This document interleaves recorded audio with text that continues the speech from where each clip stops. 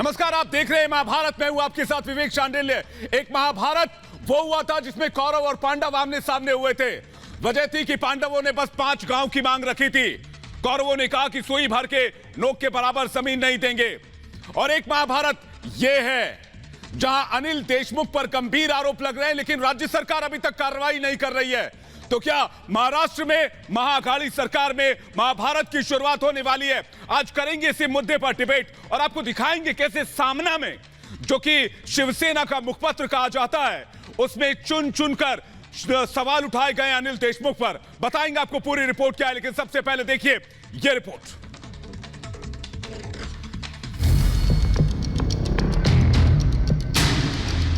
सामना में देशमुख पर सवाल, महाअघाड़ी में बवाल।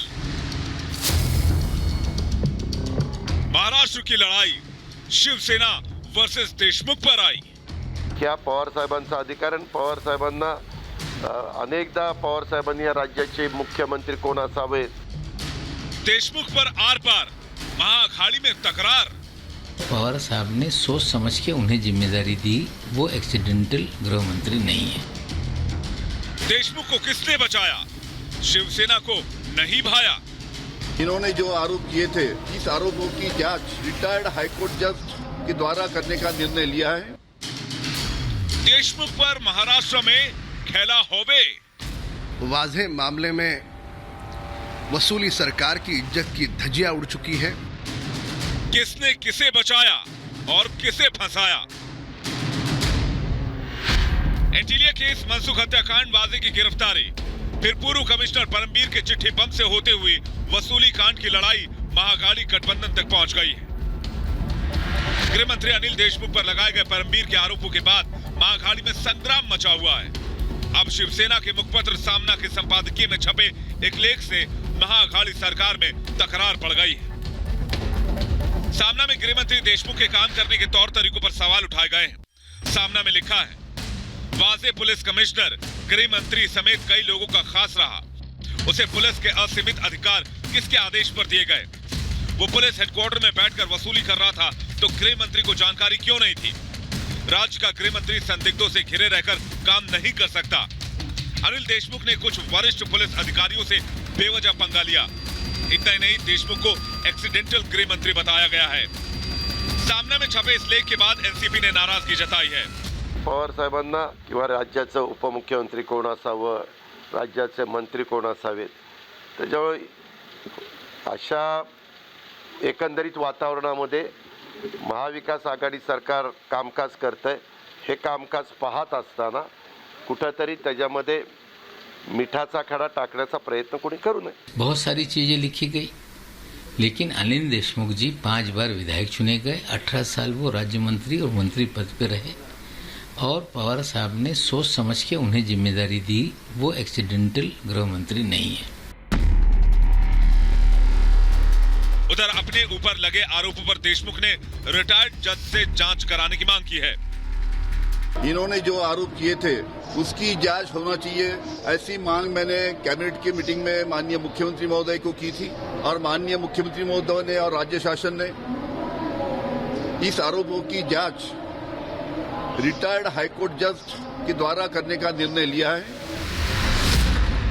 तो बीजेपी महाअघाड़ी पर फिर हमलावर है।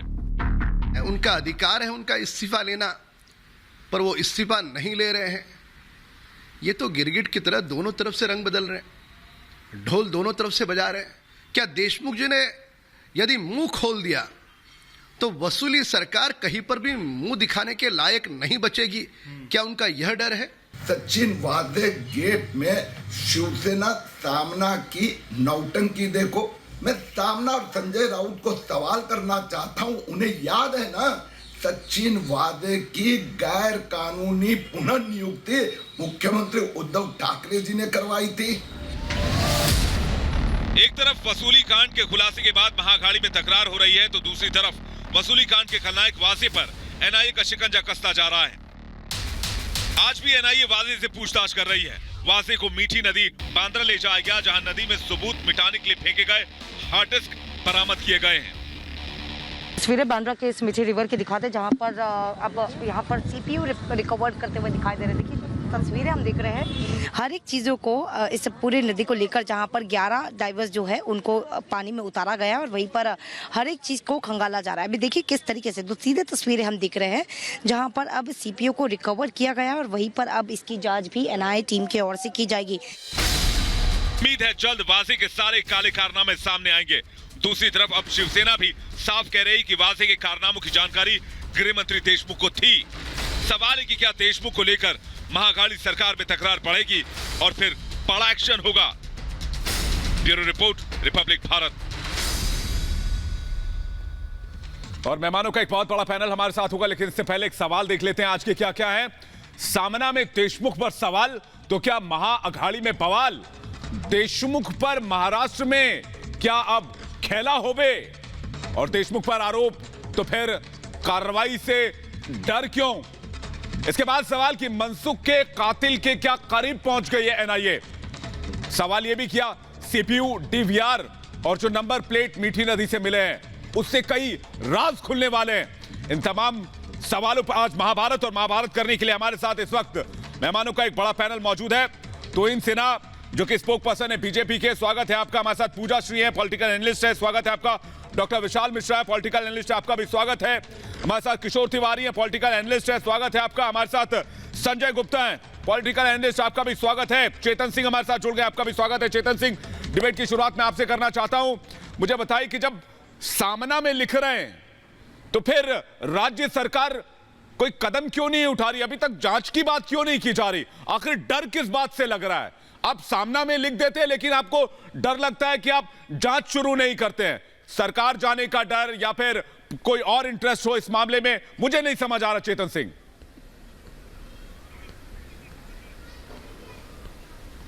देखिए यहाँ पर ना दो चार बातें हैं, आपको समझना पड़ेगा। जिस तरह की जो पीड़ा इस समय वहाँ पर जो विपक्ष में है, जो बीजेपी जो विपक्ष में है, जो उनकी पीड़ा है वो हमें बिल्कुल स्पष्ट नजर आती है।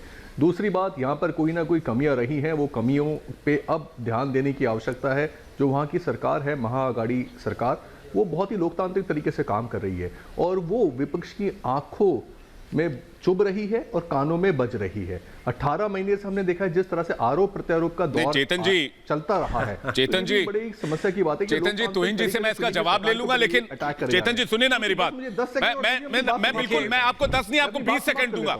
मैं आपको 20 सेकंड दूंगा। मैं कहता रहा हूं, मैं सवाल क्या है, सामना में जो बात लिखी गई है उस पर आप क्या कहेंगे? सामना में जो सवाल देशमुख पर उठाए गए हैं, देशमुख के बारे में कहा गया है कि क्या उनको नहीं पता था कि वाजे किस तरह की वसूली कर रहे हैं, इस बारे में आप क्या कहेंगे? आप इधर उधर की बात मत कीजिए, ये बताइए कि काफिला क्यों लूटा? अच्छा, देखिए, सामना जो शिवसेना का माउथ पीस है, ये एक बहुत जाना माना और उसकी बहुत अच्छी पॉपुलैरिटी है और सर्कुलेशन भी काफी अच्छा है, इसमें कोई दो राय नहीं है। अब सामना ने क्यों लिखा? क्योंकि वो एक लोकतांत्रिक तरीके से काम करते हैं। अब आपस में लोकतांत्रिक तरीके से, इसका मतलब ये नहीं कि सवाल जवाब नहीं होंगे, सवाल जवाब पूछे जा रहे हैं और इन जब सवाल जवाब पूछे जाते हैं तो उस पर जवाब और उस पर अकाउंटेबिलिटी भी कही जाती है और रखी जाती है। लेकिन हमें एक बात और समझनी पड़ेगी, ये सामना देश का संविधान नहीं है। हमारा जिस तरह से सिक्योरिटी एजेंसी, पुलिस की बात करेंगे, पुलिस हमारा बहुत अच्छे से, मुंबई की पुलिस बहुत अच्छे से आप दोनों बात कह रहे हैं। आप कह रहे हैं सवाल पूछा जाना जरूरी है, तो आप उस फिर कह रहे हैं सामना संविधान नहीं है। गिराने की जिस तरह से कोशिश करी जा रही है, ये बड़ी अफसोस की बात है। तो तोइन सिन्हा इस पर रिप्लाई देना चाह रहे हैं। तोइन ये दोनों बात कह रहे हैं। देखिए, ये चित भी अपनी रखना चाहते हैं, पट भी अपनी रखना चाहती है। कहते हैं सामना में सवाल सही है लेकिन सामना संविधान नहीं है। देखिए, सबसे पहले तो सामना आज कुल मिलाकर 5 लोग पढ़ते हैं, 4 उनमें से जो है ठाकरे परिवार के सदस्य हैं, एक संजय राउत है। तो सामना में छपी हुई बात को आप सीरियसली ना ले। बाकी जो बात आती है, जो आरोप लगाए गए हैं अनिल देशमुख पर, मैं इतना कह सकता हूं कि आज पाप का घड़ा जो है वो फूटने लगा है। और स्वाभाविक सी बात है कि तीनों जो पार्टियां हैं, जो तीनों चोर आपस में, जो चोर मौसेरे भाई होते हैं, तीनों आपस में झगड़ने लगे हैं। तो न केवल अनिल देशमुख पर यह आरोप लगा रहे हैं कि अनिल देशमुख शांत बैठे थे, अरे सचिन वाजे तो शिवसेना का प्रवक्ता रह चुका है, शिवसेना के लिए पता नहीं क्या क्या काम किए हैं उसने। तो इनको पता नहीं आप ये गलत यहाँ पर फैक्ट्स मत बताइए। ये तो 2008 के बाद का बताइए ना, आप लोगों को गुमराह कर रहे हैं। शुरू हो रही है आपके जैसे ये तो व्यक्ति से ये कांग्रेस और उम्मीद नहीं करी जा शिवसेना में भी सकती। लड़ाई चल रही ये है 2 आप दिन गलत से। फैक्ट तो बता जब रहे हैं, आपकी यहाँ पर सरकार आप गलत बनाने की रणनीति का प्रयोग कर रहे हैं यहाँ पर। केवल ये वसूली बिल्कुल गलत करने है। की थी, आप इनको केवल अपने रंगदारी शब्दों को करने वापस की थी, लीजिए। तो स्वाभाविक है कहीं ना कहीं हिस्से को बांटने में झगड़े शुरू होंगे। ये तीनों जो है ये आज बड़े शर्म की बात है कि आज मुंबई के अंदर दोबारा लॉकडाउन की बात हो रही है, क्योंकि इनका फोकस केवल और केवल वसूली था। आज पहला शहर होगा मुंबई भारत के अंदर जो दूसरी बार लॉकडाउन में जाने की तैयारी कर रहा है। क्यों? क्योंकि इनका फोकस पिछले 1 साल में केवल और केवल वसूली था, केवल और केवल गलत हरकतें था। अगर आपकी मंशा सही होती ना तो आज मुंबई की ये दुर्दशा नहीं होती। मैं डिबेट में संजय गुप्ता और किशोर तिवारी जी को भी लाना चाहूंगा। मैं डिबेट में संजय गुप्ता और किशोर तिवारी जी को भी लाना चाहूंगा, वो भी डिबेट में आए। संजय गुप्ता जी आपसे सवाल है, किशोर तिवारी इसके बाद मैं आपके पास आ रहा हूं, पूजा श्री उसके बाद आपके पास लौटूंगा, डॉक्टर विशाल मिश्रा उसके बाद आपके पास आऊंगा। संजय गुप्ता जी, किशोर तिवारी जी, सवाल मेरा यह है, जो बात तोहीन कह रहे हैं कि आखिर इतनी घबराहट क्यों है, और वो तो सीधे सीधे शिवसेना को कटघरे में खड़ा कर रहे हैं। वो कह रहे हैं अपनी दामन बचाने के लिए अब संपादकीय लिखे जा रहे हैं क्या?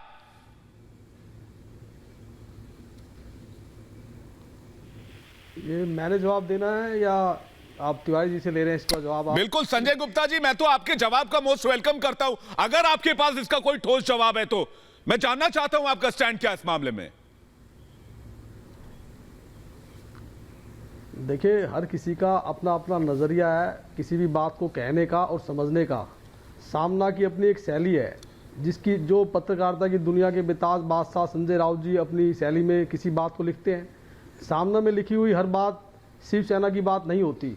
पत्रकारिता की दुनिया में जिस तरह से बात को कहा जाना चाहिए, किस तरह से नहीं कहा जाना चाहिए, वो एक अलग चीज़ है। जैसे आप भी अपने प्रोग्राम में अभी आपने जो शुरू किया, जैसे आपने अपना नजरिया दिया कि पांडवों ने 5 गाँव मांगे थे, पहले आप इस बात को मानो और कि झूठ सही लिखा जाता है सामना में, तो चिट भी मेरा पट भी मेरा, सही से ताल्लुक नहीं होता। अपनी बात को कहने से मतलब होता है। साठ घाट की सरकार का गठबंधन है और इसी गठबंधन की चोरी पकड़ी गई है। अपनी बात को कहने का और समझने का तरीका है। इस वजह से आप लोगों की आपका अपना नजरिया हो सकता है किसी बात को कहने सुनने का, उसका अपना नजरिया है अपनी बात को कहने। सर ये नजरिया, ये सर संजय गुप्ता जी, ये नजरिए की बात हो सकती है, लेकिन सबसे बड़ी बात यहाँ पर यह है कि एक राज्य के सरकार से जुड़े किसी बहुत गंभीर विषय की बात हो रही है। मेरा आपसे गुजारिश है हाथ जोड़ के कि कम से कम आप इसको इतने हल्के में डिस्क्राइब ना करें।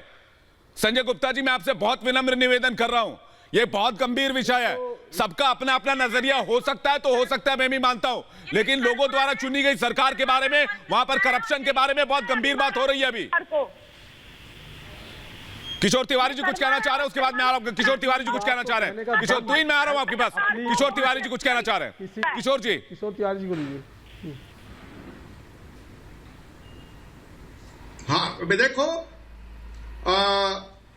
सामना जो है, एक तो मैं विवेक चांडिल्य पहली बार तुम्हारे डिबेट में आया हूं और होली की मुबारकबाद देता हूं और तुम्हारे करियर के लिए भी मुबारकबाद देता हूं।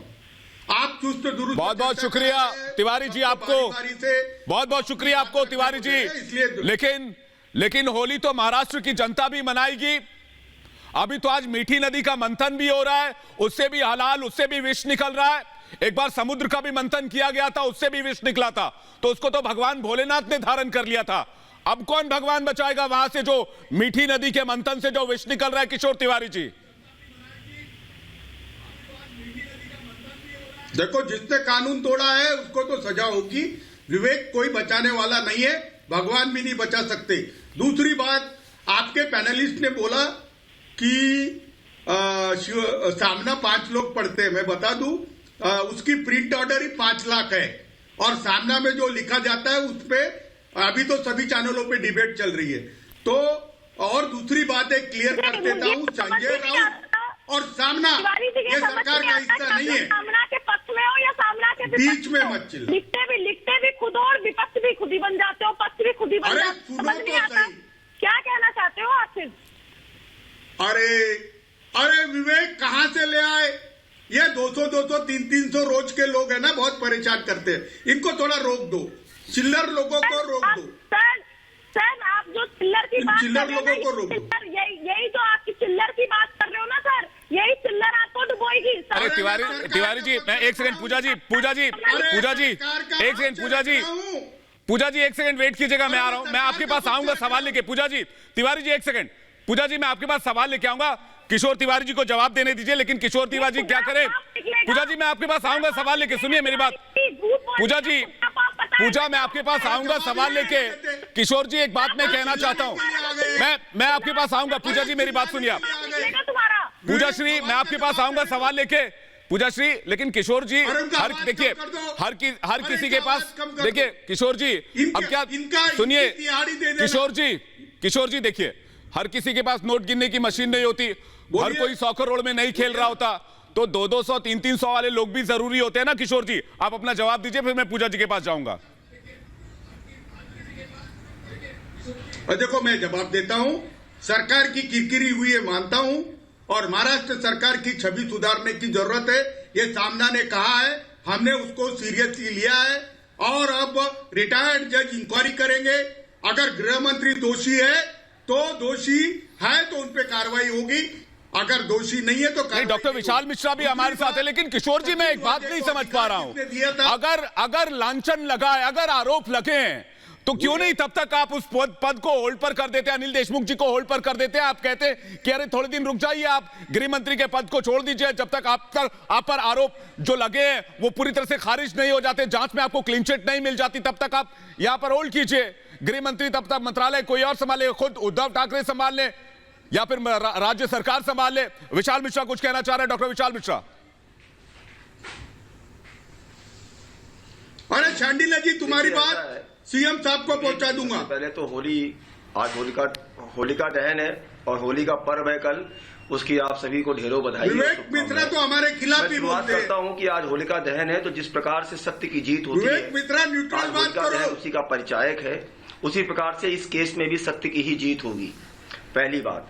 दूसरी बात यह कि यह बहुत गंभीर मुद्दा है। देखिए आप जिस तरीके से न्यूज में सारी चीजें खुल के आ रही हैं अब एनआईए की जांच के बाद, जैसे जैसे जांच आगे बढ़ रही है, एक एएसआई हमने किया है इस तरीके से हमने किया है क्या, बोलो पहले। एग्जीक्यूट कर रहा है पहले विवेक गुप्ता जो आरोपी है उसको शिक्षा मिलनी चाहिए, सचिन वाजे के अपने आरोपी को शिक्षा मिलनी चाहिए। इसमें कहीं ना कहीं इसके तार बहुत गहरे होंगे, कहीं ना कहीं किसी बड़े वरद हस्त का हाथ होगा। इतने सारे कार्य मिलना, सारी चीजें होना, ऐसे होटल में रुकना, आज भी न्यूज में आ रहा है कि उन्होंने सीडीआर कहीं फेंकी, हार्ड डिस्क कहीं फेंकी, तो मुझे नहीं लगता कि ये बहुत सामान्य सा मामला है। और एनआईए इसमें सारे के सारे जांच करेगी और सच का सच और झूठ का झूठ बिल्कुल अलग हो जाएगा। और मैं ये फिर कहता हूँ कि आने दीजिए, सत्य बिल्कुल सामने आएगा, पहली बात। दूसरी बात ये कि मैं ये कहना चाहूंगा कि क्या ये संभव है कि फिर वही बात कि एएसआई रैंक का ऑफिसर जो ये है, क्या ये अकेले अपने दम पर इनसे सारी चीजों को, कारनामों को एग्जीक्यूट कर सकता था? नहीं। तीसरी बात रही बात चिट्ठी की, तो आप हमें ये बताइए कि जो चिट्ठियां जारी हुई, किशोर जी एज ऑफिसर की जवाब नहीं, लेकिन जिस तरह से हिला वाली भर्ती गई है, सामने लाना चाहिए, जिस तरह से हिला वाली भर्ती गई है, खासकर गृह मंत्री की तरफ से, खासकर गृह मंत्री की तरफ से वासे के मामले में, वो तो सवालों के घेरे में है ना। किशोर जी आप जो निष्पक्ष पत्रकारिता की बात कर रहे हैं, आप मुझे ये बताइए कि ये जो मामला सामने आया उसमें वासे की भूमिका को लेकर अब तक कोई कार्रवाई क्यों नहीं की गई? और अगर आप कह रहे हैं कि जो आरोपी होगा, जो दोषी होगा, उस पर कार्रवाई की जाएगी, मुझे ये बताइए कि मीठी नदी से क्या निकल रहा है? अगर एनआईए वहां नहीं होती तो मीठी नदी वाला माल तो मीठी नदी में ही होता ना। किशोर जी, मीठी नदी के अंदर वो सारे डीवीआर कैसे चले गए, कौन लेके गया? किशोर जी, क्या वहां की एजेंसियां इस चीज को निकाल पाती, मुझे बताइए किशोर जी। अरे वाजे पे 302 लगाए, वाजे पे तो 302 लगाए, वाजे ये प्यादा है, वजीर परम सिंह है और इसका किंग दिल्ली में बैठा है, उसमें योगदानी नहीं है, हमसे कोई मतलब ही नहीं है। अरे भाई किशोर जी आपके पास वापस लौटूंगा, विशाल मिश्रा जी आपके पास वापस लौटूंगा। इस वक्त एक बहुत बड़ी खबर आ रही है, एनआईए सूत्रों के हवाले से एक बड़ी खबर आ रही है।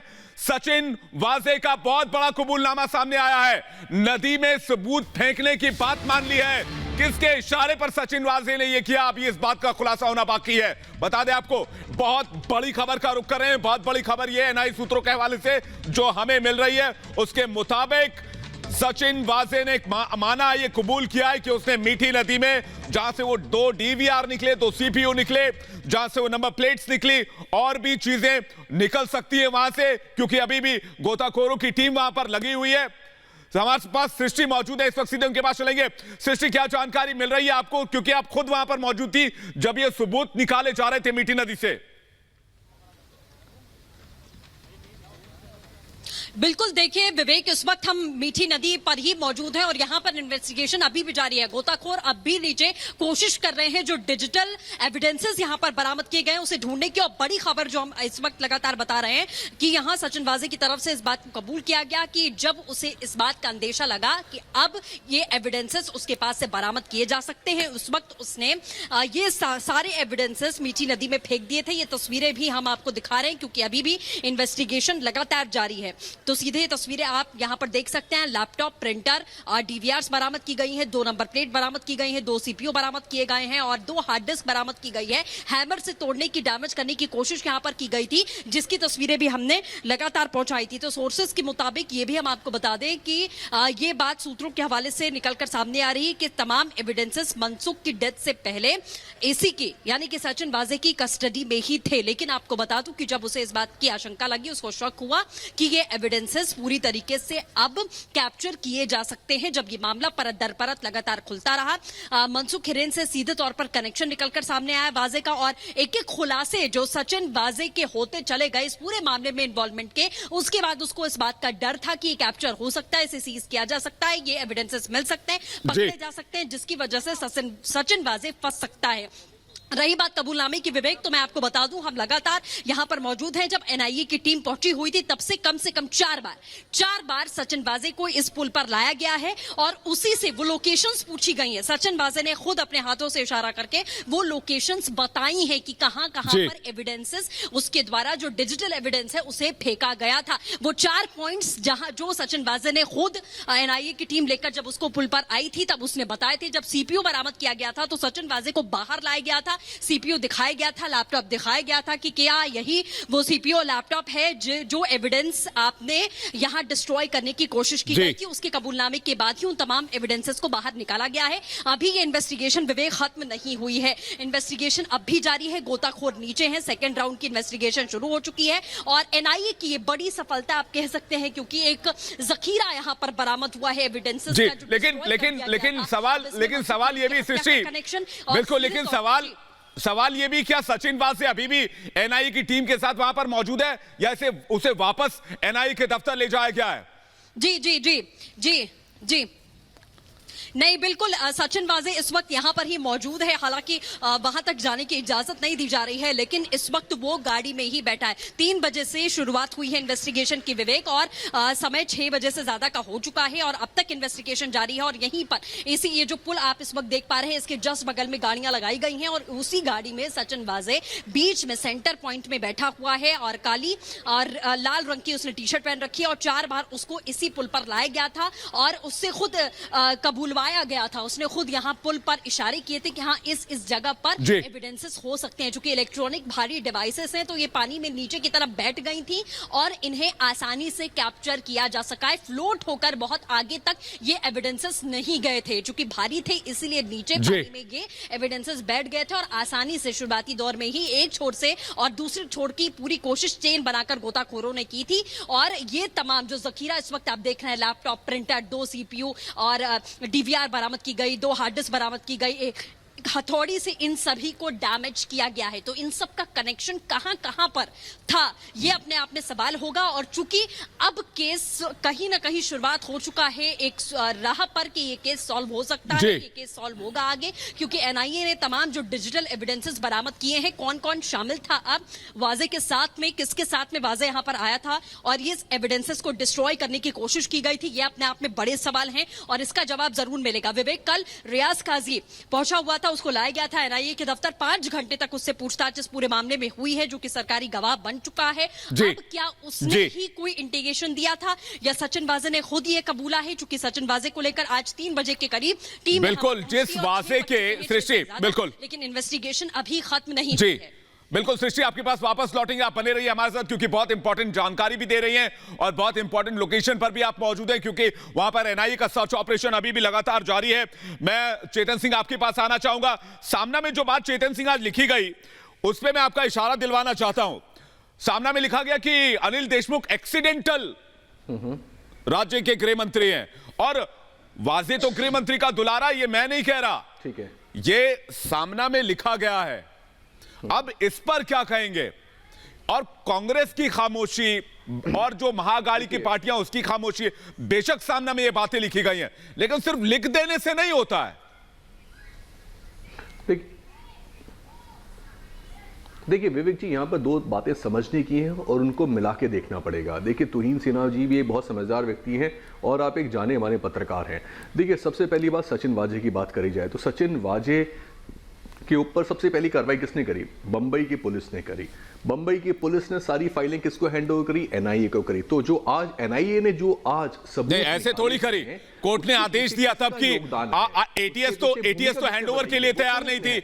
यहाँ तो सबूतों को मिटाया जा रहा था और यही शक तो सबने जताया। यहाँ डीवीआर नदी में फेंके जा रहे थे। कैसी बातें कर रहे हैं चेतन सिंह आप? ये फैक्ट्स गलत। मैं आपको कह रहा हूं कि अगर ये जांच एनआईए के पास नहीं आती तो फिर तो अनर्थ हो जाता।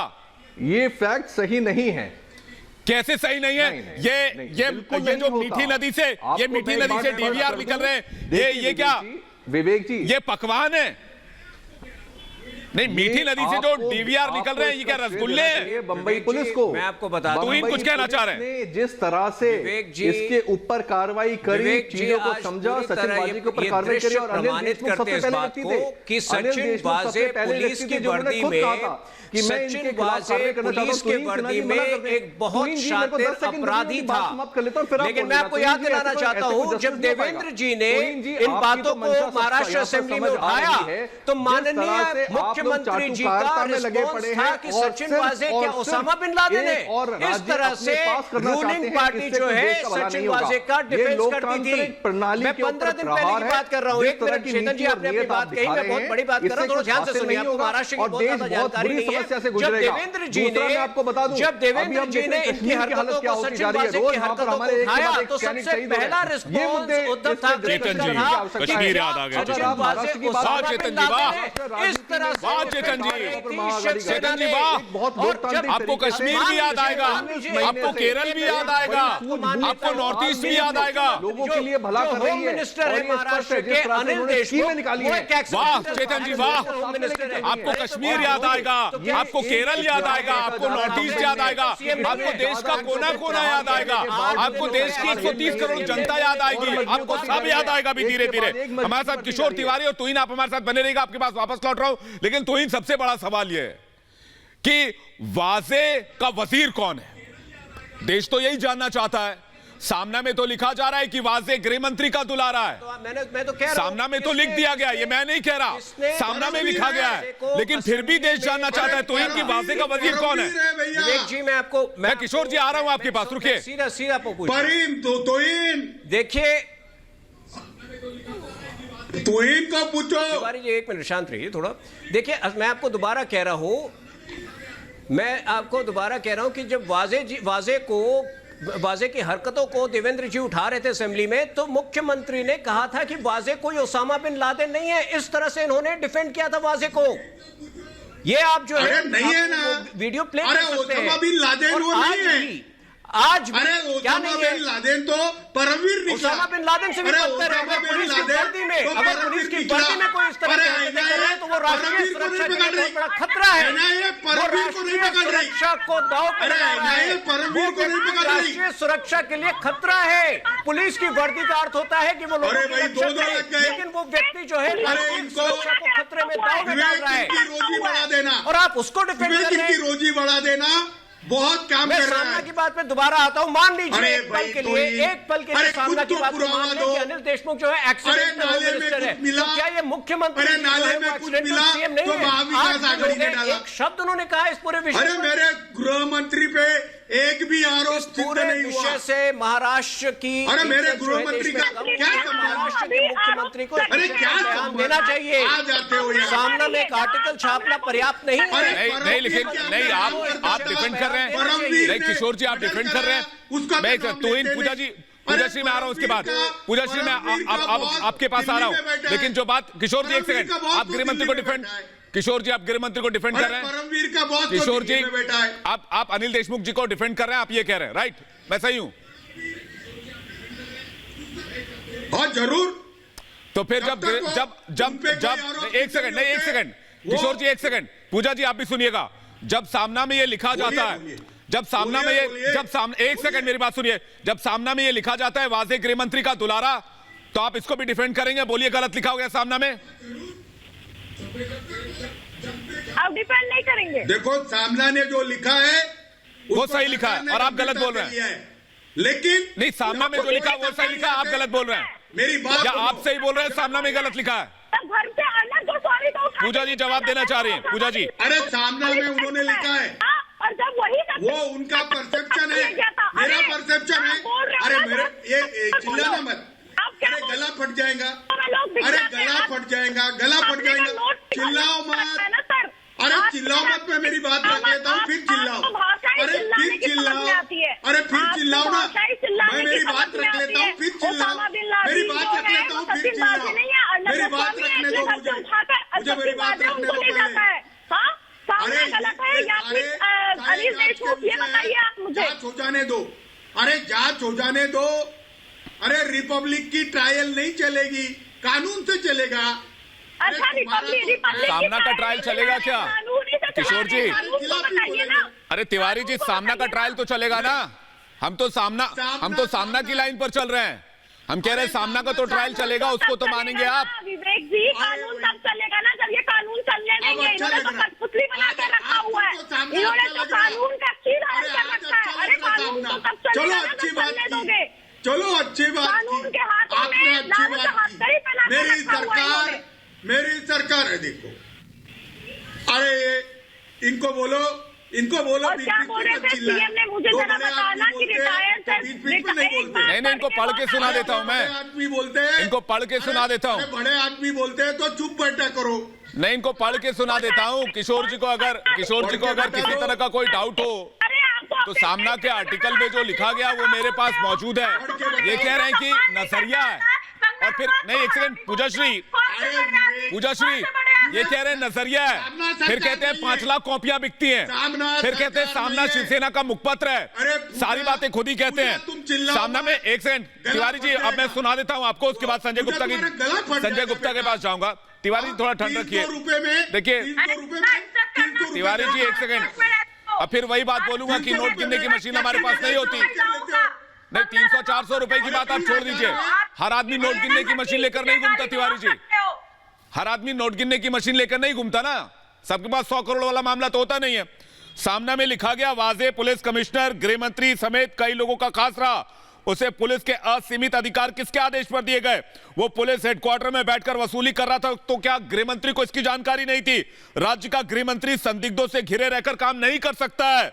अनिल देशमुख ने कुछ वरिष्ठ पुलिस अधिकारियों से बेवजह पंगा लिया। इतना ही नहीं, देशमुख को एक्सीडेंटल बता दें आपको कि गृह मंत्री बताया गया है। हमारे साथ मौजूद है संजय गुप्ता जी। संजय गुप्ता जी, अब इस एक्सीडेंटल गृह मंत्री का क्या करेंगे, कैसे करेंगे, बताइए मुझे। विशाल जी भी सुन रहे हैं, उसके बाद विशाल जी के पास जाऊंगा।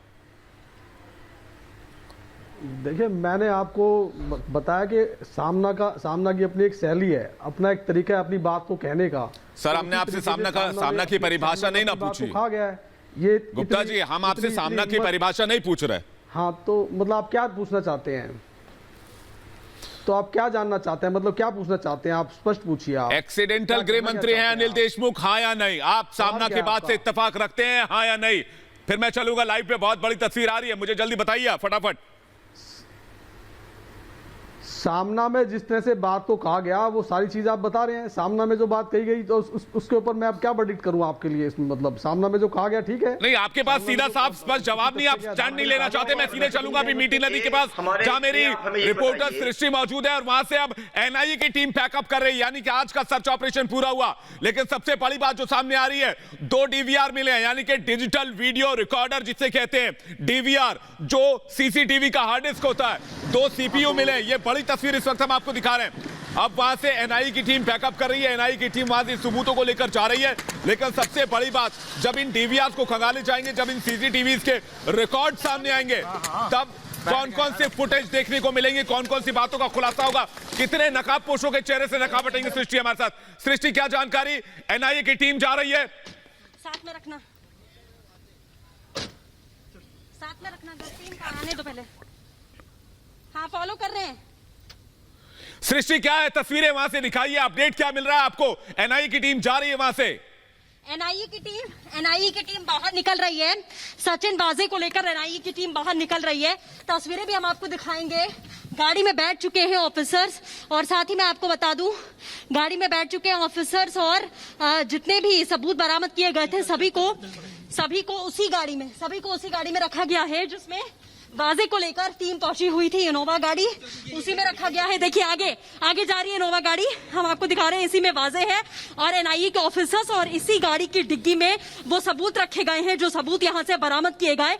बेहद अहम सबूत, बेहद अहम सुराग वो मिले हैं। आगे बढ़ती हुई एनआईए की टीम, इस वक्त देखिए हम एकदम बगल में एनआईए की टीम की तस्वीरें आपको दिखा रहे हैं, और इसी गाड़ी में सचिन वाजे मौजूद है, बीच में बैठा हुआ सचिन वाजे, और इसी गाड़ी की डिग्गी में वो तमाम सबूत रखे गए हैं जो बरामद किए गए। प्रिंटर बरामद किया गया, लैपटॉप बरामद किया गया, 2 सीपीयू बरामद किए गए हैं। और अलीशा भी हमारे साथ है। अलीशा, एक से आ रहा हूं, अलीशा भी हमारे साथ, अलीशा जानकारी दे रही है। कैद हुआ था।